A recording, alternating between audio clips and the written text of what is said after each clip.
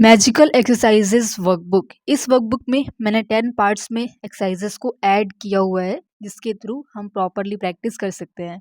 Hi everyone, this is Shriya and मैं काफ़ी time से आर्ट की फील्ड में प्रोफेशनली वर्क कर रही हूँ। अपने स्किल्स के ऊपर, अपने फंडामेंटल्स के ऊपर भी मैं ट्रेनिंग्स के थ्रू वर्क कर रही हूँ एंड उसी के एक्सपीरियंस के बेस पे मैंने इस वर्कबुक में एक्सरसाइजेस को ऐड किया हुआ है और जिसको हम डे बाय डे डिकोड करने वाले हैं। सो मेक श्योर कि आप इस चैनल से कनेक्टेड रहें ताकि आगे आने वाले लेसन्स को भी आप देख सकें।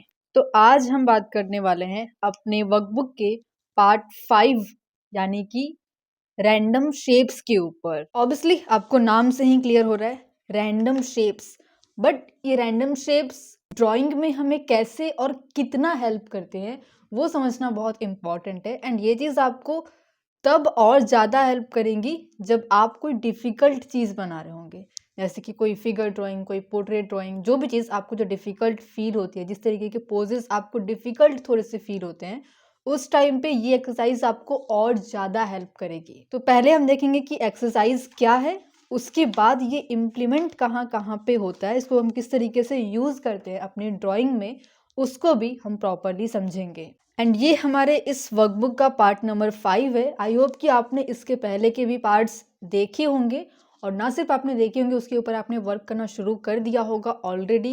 एंड उसके प्रैक्टिस वर्क्स आप हमारे साथ में हमारे व्हाट्सएप पे शेयर भी कर रहे होंगे, हमारी जो कम्युनिटी है उसमें भी आप वर्क कर रहे होंगे। एंड आप में से बहुत सारे लोगों के पास ये वर्कबुक ऑलरेडी होगा जिसके थ्रू आप प्रॉपरली वर्क कर रहे हैं। अब हम इसके पार्ट नंबर 5 पे आ चुके हैं फाइनली। तो अब हम इसको समझते हैं एंड इसको भी आपको सेम तरीके से प्रॉपरली वर्क करते हुए आगे बढ़ना है। सारी एक्सरसाइजेज ना सिर्फ मुझे बल्कि मेरे अलावा कई हज़ारों आर्टिस्ट को ऑलरेडी हेल्प कर चुकी हैं। सो बी सीरियस, ये सारी प्रैक्टिसेस आपको बहुत अच्छे से करनी है। नाम से ही क्लियर है, रैंडम शेप्स। बेसिकली यहाँ पे हम क्या करते हैं कि एक पेंसिल लेते हैं और जैसे भी हमारा हाथ चल जाए एक हम रैंडम सा शेप बनाते हैं। अब ज़रूरी नहीं है कि आप इस तरीके का ही कोई शेप बनाएं, आप कैसे भी कोई सा भी एक शेप बना सकते हैं, ठीक है, रैंडम, जिसका कोई नाम नहीं, जिसका कोई अपनी पहचान नहीं है।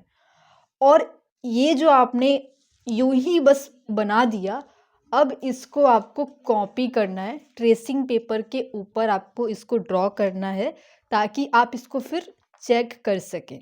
तो पहले मैं आपको एक दो ड्राइंग करके दिखाती हूँ एग्जाम्पल के लिए, ताकि आपको समझ में आ जाए कि इसको कैसे करना है। उसके बाद मैं आपको प्रॉपरली समझाऊंगी कि ये क्यों है और ये हमारे ड्राइंग में हमें किस तरीके से हेल्प करता है। तो ये सारे जो है ना शेप्स, ये थोड़े से सिंपल से शेप्स हैं, तो इसको हम इजी वाली कैटेगरी में रख सकते हैं। इसके बाद के जो शेप्स हैं ये थोड़े से हमारे और डिफ़िकल्ट होने शुरू हो जाते हैं। तो इस तरीके से अपनी डिफ़िकल्टीज़ को भी इंक्रीज़ करना इम्पॉर्टेंट है। स्टार्ट करेंगे आप एकदम सिंपल से, उसके बाद इसकी डिफ़िकल्टीज़ को, इसके साइज़ को आप इंक्रीज़ करके इसके ऊपर वर्क कर सकते हैं। तो ये पेपर तो ऑलरेडी गंदा है थोड़ा सा, तो इसको हटाते हैं और इसमें की जो शेप्स हैं इसमें से एक को बनाते हैं। कोई भी बना सकते हैं बट ठीक है, चलो ये वाला बनाते हैं। सिंपल है। स्टार्ट कैसे करना है आपने सीखा हुआ है कि हम सिंप्लीफाई करते हैं। तो यहाँ पे हम भले ही इसको सिंप्लीफाई ना कर रहे हों, बट वो जो सिंप्लीफिकेशन था वो हमारे माइंड में चलेगा। अपने माइंड में हम सोचेंगे कि ये लाइन एक यहाँ से जाएगी, एक लाइन यहाँ से जाएगी, तो वो किस तरीके से बनेगा, उसका एंगल किस तरीके से आएगा, ठीक है। और धीरे धीरे एक एक पार्ट का हम साइज़ देखेंगे। हमने प्रोपोर्शन वाले में सीखा है, हमने एंगल्स वाले पार्ट में सीखा है कि एक एक पार्ट का हम एंगल कैसे सही लाते हैं। तो अब एक एक चीज़ को आपको इम्प्लीमेंट करते हुए चलना है। जितने भी एक्सरसाइजेज आप सीख रहे हैं उन सब चीज़ को आपको इम्प्लीमेंट करते हुए अब आगे बढ़ना है, ठीक है। ये नहीं कि बस वो आप प्रैक्टिस कर रहे हैं और वो आपकी कॉपी में कहीं पड़ा हुआ है, वो नहीं। ये कोई होमवर्क नहीं चल रहा है, ये कोई स्कूल का होमवर्क नहीं है, कोई चैप्टर नहीं है जो बस आ रहा है और जा रहा है। ये आपकी आइज़ को ट्रेन करने के लिए जो हमेशा आपके साथ रहेंगी, ठीक है। तो इसको आपको हर एक जगह पे इम्प्लीमेंट करना पड़ेगा।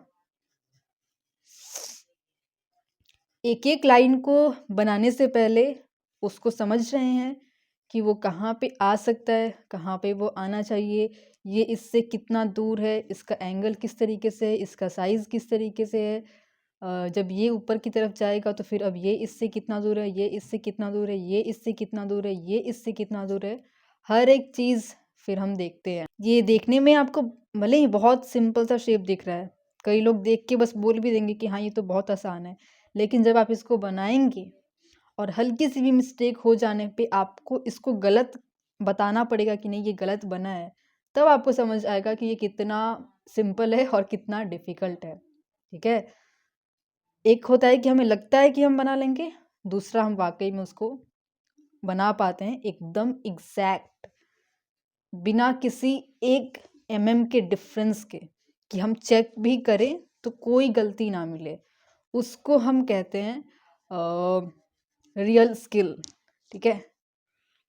वो कोई टैलेंट नहीं है, वो एक स्किल है जिसको हम डेवलप करते हैं प्रैक्टिस के साथ में। ठीक है? इतना तक में हो गया।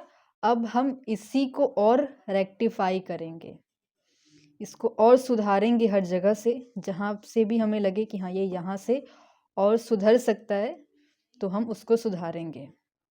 यहाँ पे मैं थोड़ा सा फास्ट ड्रॉ कर रही हूँ, हो सके कि मैं बहुत जल्दी इसको चेक भी कर दूँ ताकि ये वीडियो बहुत ज़्यादा लंबी ना बने। बट जब हम इसकी प्रैक्टिस करते हैं तो इसको हम आराम से प्रैक्टिस करते हैं। ठीक है? स्टडी की तरह इसको करते हैं, ना कि हम बस ये देखते हैं कि हाँ मैंने तो इतने शेप्स बनाए, मेरे तो इतने सही हो गए, मेरे तो इतने गलत हो गए। वो नहीं देखना है, आपको देखना है कि आप जो प्रैक्टिस कर रहे हो उसमें क्वालिटी कितनी है। ठीक है? वो कितना अच्छा आपका हो रहा है। यहाँ पे हल्का सा अंदर की तरफ में है ये शेप। ठीक है? यहाँ पे इससे ये दूरी कितनी है, इसका ये एंगल हमें किस तरीके का दिख रहा है, सब चीज़ देखेंगे।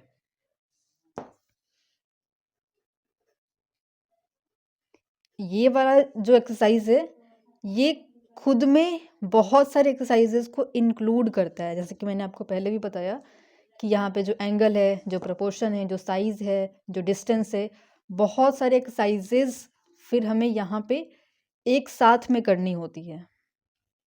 ठीक है? इसीलिए इसमें जो टाइम है वो ज़्यादा लगना चाहिए, लगता भी है और लगना भी चाहिए। आपको हड़बड़ाना नहीं है।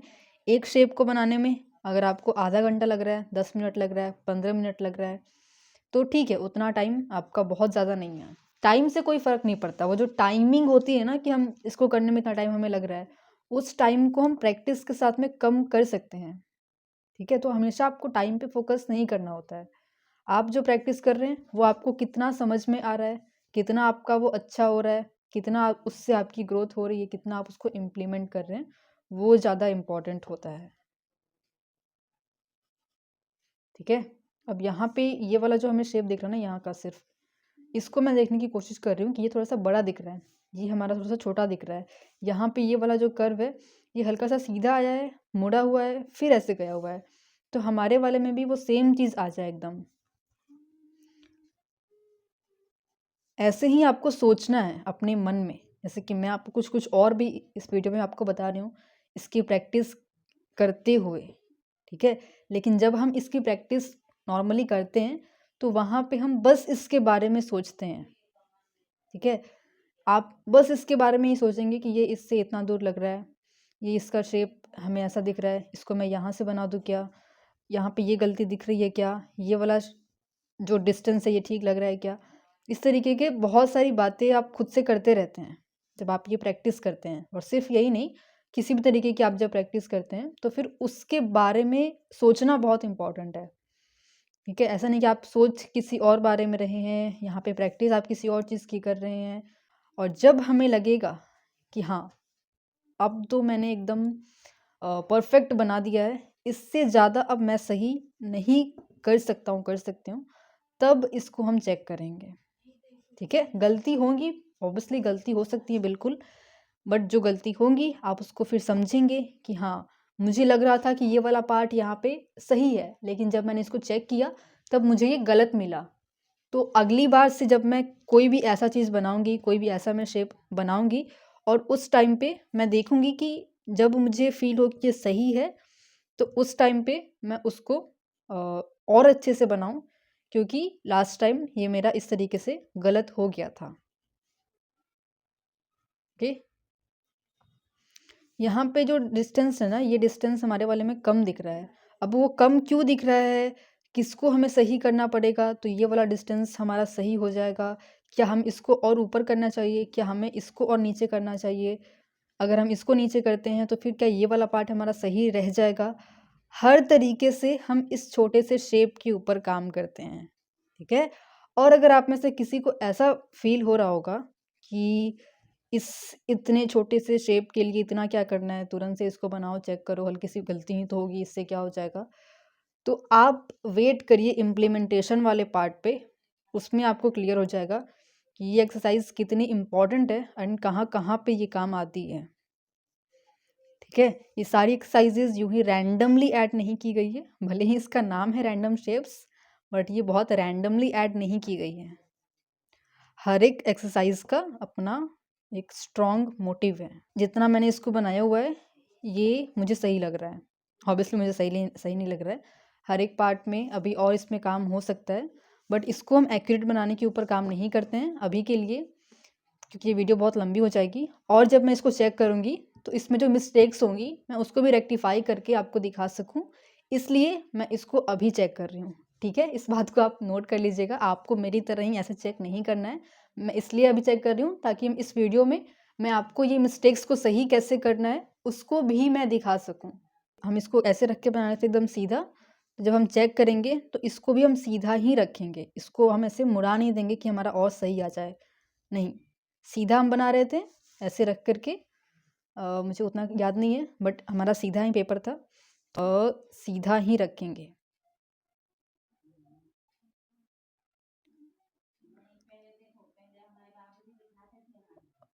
ऊपर का पार्ट है वो ऑलमोस्ट ठीक है कि ये और ऊपर जाएगा और ये भी और ऊपर, और इसको अब हम फिर यहाँ पे रेक्टिफाई करते हैं, ये हम यहाँ पे सही करेंगे खुद से। अब इसको गलत वाले को हम मिटा देंगे। अब हम इसको वापस से देखेंगे, ठीक है, हर एक पार्ट को। ऐसा नहीं कि हमने सही किया फिर तुरंत से हम इसको चेक कर दिए, अभी रुकेंगे थोड़ा सा, ठीक है, वापस से मिलाएंगे खुद से, ताकि जो सेकेंड अटैम्प्ट में ना उसी में हमारा ये सही आ जाए, ये हम कोशिश करेंगे। और इसका कोई अंत नहीं है, इसको हम कहाँ तक कर सकते हैं, क्योंकि शेप्स रैंडम कैसे भी हो सकते हैं, कितने भी बड़े हो सकते हैं, बट एक स्टैंडर्ड तक आप इसकी प्रैक्टिस कर सकते हैं। किसी आपकी यहाँ पे गलती हो गई, आपकी हल्की सी गलती यहाँ पे हो गई, तो वो सब चीज़ें अगर आपकी हो रही हैं, कुछ कुछ शेप्स आपके एकदम एग्जैक्ट भी आ रहे हैं, कुछ कुछ शेप्स आपके हल्के से गलत हो जा रहे हैं, यानी कि एक्सरसाइज आपका सही हो रहा है। साथ में आप इसको अच्छे से इम्प्लीमेंट भी कर रहे हैं अपने आर्टवर्क में, हर जगह पे ये एक्सरसाइज आपके माइंड में छप चुकी है, तब आपका ये एक्सरसाइज सही हो रहा है। इसको हम वापस से चेक करते हैं, ठीक है, यहाँ पे ये हल्का सा और बाहर की तरफ आएगा। तो ये एक्सरसाइज आपको इस तरीके से करनी है, एंड सेम तरीके से अलग अलग टाइप के आप शेप्स बनाएंगे और उस शेप को आप सेम तरीके से फिर कॉपी करेंगे। याद रखिएगा कि इसमें जो टाइम है वो आपको ज़्यादा लगेगा, जब आप इसको चेक करेंगे तब आप जिस तरीके से रख करके बना रहे थे उसी तरीके से रख करके आप इसको चेक करेंगे। एंगल को चेंज नहीं करना है, क्योंकि जब आप एक शेप को बनाते हैं तो वो आपका काफ़ी समय लेता है, ठीक है। तो ज़रूरी नहीं है कि आप हर रोज़ 8 से 10 शेप्स की प्रैक्टिस करें, 1 2 3 4 5 इस तरीके से शेप्स की आप प्रैक्टिस कर सकते हैं, डिपेंड्स कि आपको टाइम कितना लग रहा है। अगर आपको बहुत टाइम लग रहा है तो फिर 1 2 3 शेप्स की आप प्रैक्टिस कर सकते हैं। अगर आप किसी दिन डिफ़िकल्टीज़ को इंक्रीज़ कर रहे हैं, शेप्स का साइज़ बड़ा कर दे रहे हैं, आप उसकी डिफ़िकल्टीज़ को आप अगर इंक्रीज़ कर दे रहे हैं तो उस दिन आप सिर्फ एक शेप की अच्छे से प्रैक्टिस कर सकते हैं। मेन है कि जो आप प्रैक्टिस कर रहे हैं यहाँ पे कितना फोकस के साथ प्रैक्टिस कर रहे हैं और कितना एक एक चीज़ को इम्प्लीमेंट करते हुए आप प्रैक्टिस कर रहे हैं, ठीक है। नंबर्स मैटर नहीं करते यहाँ पे, क्वालिटी मैटर करती है कि आप किस तरीके से इसकी प्रैक्टिस कर रहे हैं। और अब हम आते हैं अपने मोस्ट इम्पॉर्टेंट इम्प्लीमेंटेशन वाला पार्ट। अब देखो, आप कोई भी चीज़ देखते हैं, कोई भी चीज़ आप बनाते हैं, उसमें बहुत सारे रैंडम तरीके के शेप्स होते हैं जो कि किसी भी रैंडम जगह पे बनते हैं। हम किसी चीज़ को फ्री हैंड बनाते हैं तो वो सारे शेप्स को जब हम सही बनाना सीख जाते हैं तो वो जो सब्जेक्ट हम बना रहे होते हैं वो अपने आप सही बन जाता है। जैसे कि यहाँ पे अगर आप देखें तो हाथ और बॉडी से ये जो डिस्टेंस है ना, इसमें भी ये शेप है एक, राइट। यहाँ पे एक शेप बन रहा है, एक रैंडम सा शेप है ये इस तरीके से। तो जब हम इस शेप को सही बना देंगे तो ये वाला जो एंगल है, जो ये वाला पार्ट है, जो हाथ है, ऑटोमेटिकली वो सही हो जाएगा, राइट। यहाँ पे और यहाँ पे अगर हम इसको इस तरीके से कर देते हैं तो ये भी एक शेप है, ओके। ये जो ब्लाउज का पार्ट यहाँ पे दिख रहा है, ये एक ग्रीन वाला जो पार्ट है, ये भी एक शेप है, ये भी एक शेप है, ओके। समझ में आ रहा है। ये वाला जो पार्ट है ये भी एक शेप है, एक रैंडम सा शेप है। इसको अगर हम एक शेप की तरह देखना शुरू कर दें तो उसको हम बहुत आसानी से बना सकते हैं और हमें समझ भी नहीं आएगा कि हमने क्या बना दिया। इसका ये वाला जो पार्ट है, यहाँ पे एक शेप है, यहाँ पे ये वाला एक शेप है, इसका जो बाल है ये पूरा एक खुद शेप है, यहाँ पे जो गैप है ये खुद में एक शेप है, इसका मुंडी है एक खुद ये एक शेप है, हाथ एक शेप है, रैंडम सा शेप है, ओके। तो ये शेप्स हमें हर जगह पे दिख रहे होते हैं जो भी चीज़ों को हम बनाते हैं, ठीक है। इसीलिए ये एक्सरसाइज इतनी इम्पॉर्टेंट हो जाती है, क्योंकि ये एक्सरसाइज आपको हर एक चीज़ में रैंडम शेप्स को देखने के ऊपर फोकस कराती है। जब हम किसी चीज़ को रैंडम शेप्स की तरह देखना सीख जाते हैं तो वो हमारे लिए बहुत आसान हो जाता है। इसीलिए यहाँ पे कुछ एग्जाम्पल्स के लिए मैंने कुछ कुछ पार्ट्स को यहाँ पे रखा हुआ है, जो कि मैंने आपको कुछ फिगरेटिव्स में भी दिखाया, और यहाँ पे कुछ स्टिल लाइफ के अंदर भी वो शेप्स हमें यहाँ पे दिख रहे हैं। यही शेप्स जब हम अच्छे से बना लेते हैं तो वो अपने आप सही बन जाता है, ओके।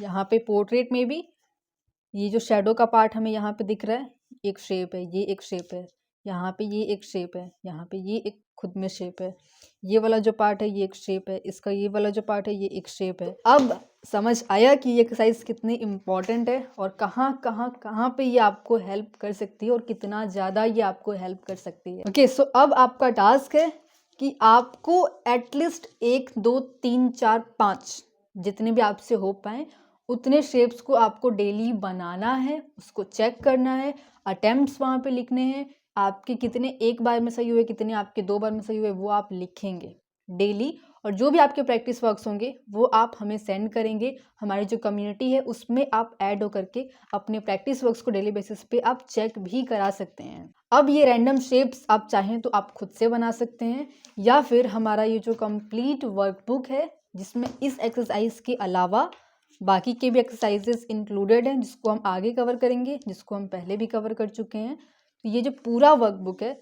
इस पूरे वर्कबुक को लेकर के आप इसके ऊपर काम कर सकते हैं और जो हमारी कम्युनिटी है उसमें आप चेक करा सकते हैं। इस व्हाट्सएप नंबर पे आप अपना नाम और वर्कबुक डिटेल्स लिख करके सेंड करेंगे तो आपको इसकी डिटेल्स मिल जाएंगी। इसको परचेज करके फिर आप इसके ऊपर वर्क करना शुरू कर सकते हैं। तो अब हम आपसे मिलते हैं अगले लेसन में, जहाँ पे हम आगे के पार्ट्स को भी कवर करेंगे। सो मेक श्योर कि आप इस चैनल से कनेक्टेड रहें ताकि जो आगे आने वाले पार्ट्स हैं आप उसको भी देख सकें, और जो पहले के पार्ट्स हैं उसको भी आप ज़रूर से चेक करिएगा। कमेंट रैंडम शेप्स अगर आपको ये एक्सरसाइज पूरा क्लियर है, आपने अगर नोट्स वगैरह सब बना लिए हैं और अब आप इसकी प्रैक्टिस शुरू करने वाले हैं। अब हम आपसे मिलते हैं अगले लेसन में, तब तक के लिए इसकी प्रैक्टिस करते रहिए।